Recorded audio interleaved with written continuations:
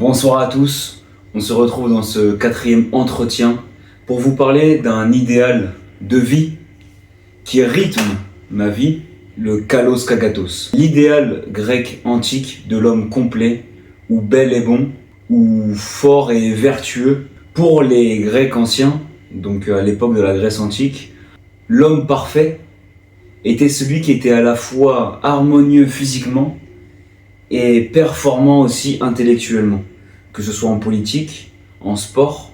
On peut par exemple penser à Platon qui était à la fois un philosophe et pour rappel, Platon voulait dire aussi épaule large parce qu'il était lutteur. Et donc on a directement en tête cette idée de l'homme philosophe, donc performant intellectuellement mais aussi impressionnant physiquement. Et je pensais aussi également à un homme à la salle où je vais m'entraîner qui est vraiment impressionnant physiquement.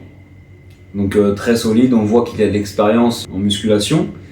Et lorsque je suis allé sur le pas de tir d'Ariane 6, j'ai vu cet homme avec un t-shirt Regulus. Et Regulus est une entreprise qui conçoit les propergoles pour Ariane 6 justement. Et donc je me suis tout de suite dit, cet homme est à la fois fort physiquement, impressionnant physiquement, mais il est aussi ingénieur. Donc il a aussi beaucoup travaillé le plan intellectuel, il contribue à la science, à la technologie, et j'ai tout de suite admiré cet homme complet en fait. Il m'a inspiré d'être pareil à son âge, vous voyez. Et c'est ce que j'essaye de faire depuis maintenant, comme j'ai dit, 1 an, 2 ans, où j'essaye à la fois de concilier mes études en école d'ingénieur, en sciences, en technologie, contribuer à l'industrie spatiale, à l'exploration spatiale, donc le plan intellectuel. J'essayais aussi de travailler mon côté physique avec le street workout, la calisthénie.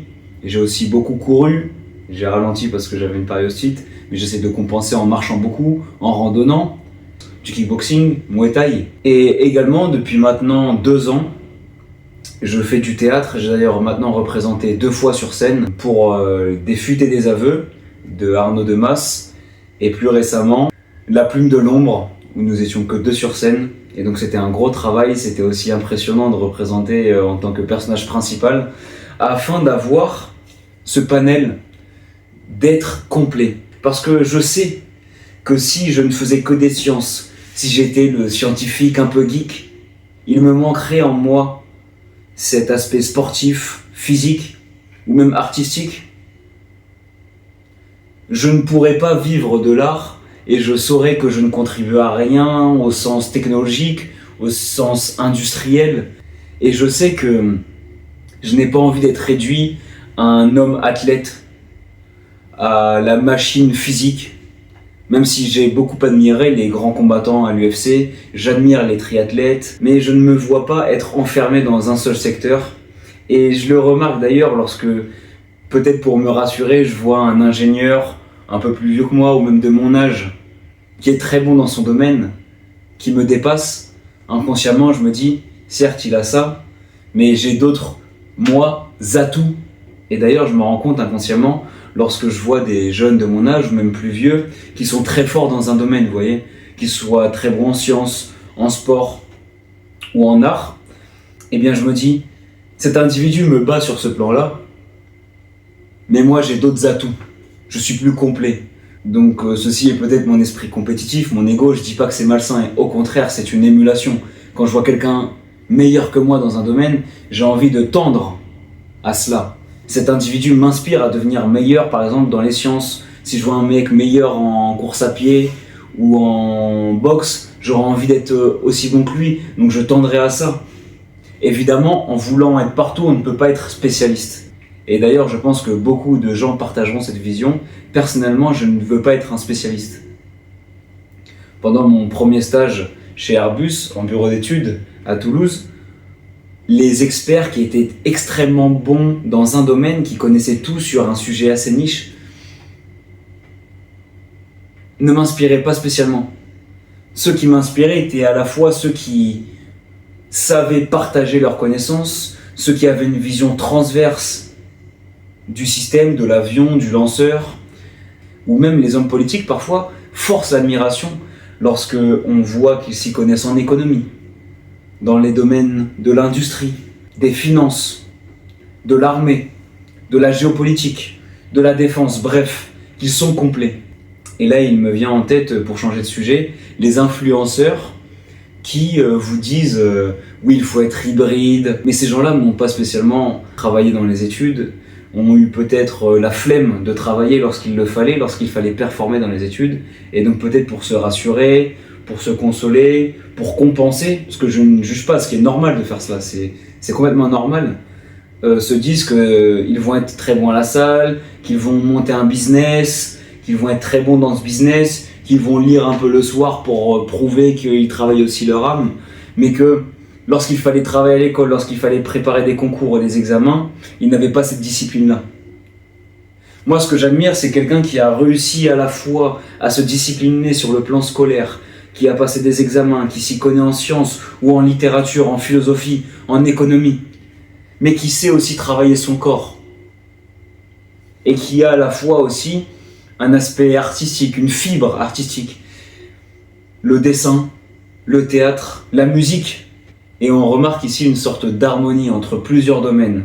Un homme qui parvient à trouver une symbiose entre tout cela et qui paraît en fait très riche, non pas sur le plan matériel, mais sur l'énergie qu'il dégage. Il semble en fait intuable, j'allais dire. Vous essayez de le confronter sur la philosophie, les sciences, l'art de parler, l'art de dessiner, l'art de jouer de la musique, et sur le plan physique, la course à pied, les arts martiaux, la musculation. Tout se passe comme si on avait un personnage de jeu vidéo, vous voyez, dans les RPG, où on a maxé tous les curseurs du personnage. Et c'est d'ailleurs ce qu'on essaye de faire lorsqu'on joue à un RPG, lorsqu'on joue à un jeu vidéo. On a envie que notre personnage soit le plus complet possible. Quand je parle d'idéal, je ne parle pas forcément de quelque chose que l'on souhaite atteindre et que l'on sait qu'on va atteindre. L'idéal, justement, est une direction que l'on se donne afin d'avoir une ligne directrice. Comme si cet idéal était une asymptote et que nous étions une courbe qui essaye de tendre, qui converge vers cette asymptote. Et d'ailleurs, pourquoi je n'ai pas entendu parler dans les discussions avec mes amis, sur les réseaux sociaux, de manière commune, à la télé, de cet idéal de l'homme complet? Je ne comprends pas. C'est pourtant quelque chose qui nous pousse à nous dépasser dans plein de domaines, qui nous pousse à nous intéresser à plein de choses, à éveiller notre curiosité pour les sciences, pour la philosophie, pour le théâtre, pour le sport. Évidemment, là, je cite des domaines qui me parlent, mais on pourrait penser à plein d'autres choses. Et d'ailleurs, n'hésitez pas à me partager, vous, votre vision de l'homme complet, si vous y aspirez, et dans quel domaine on peut jouer. Et je ne veux pas être complotiste, mais je pense qu'il y a derrière cela une volonté de diviser pour mieux régner.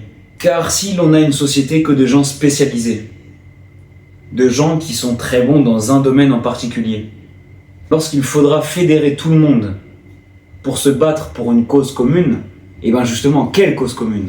Si j'ai quelqu'un qui est très bon en sport, si j'ai quelqu'un qui est très bon dans un domaine niche de la technologie ou des sciences, si j'ai quelqu'un qui est très bon sur un art plastique donné, très précis, pour quelles raisons ces gens vont par exemple se révolter? Pour quelle cause commune vont-ils avoir des revendications? Mais j'estime que cet idéal de l'homme kalos kagatos, beau et bon, ou fort et vertueux, est inspirant parce qu'il nous pousse à toucher à plein de domaines et nous pousse en fait à travailler sur soi. On pourrait voir cela comme une philosophie de vie pratique. Un idéal de vie qui nous pousse à être fiers de nous dans plusieurs domaines de notre vie. Être polyvalent, être en fait un couteau suisse. Et donc également pouvoir faire preuve de résilience ou même d'adaptation dans plusieurs situations.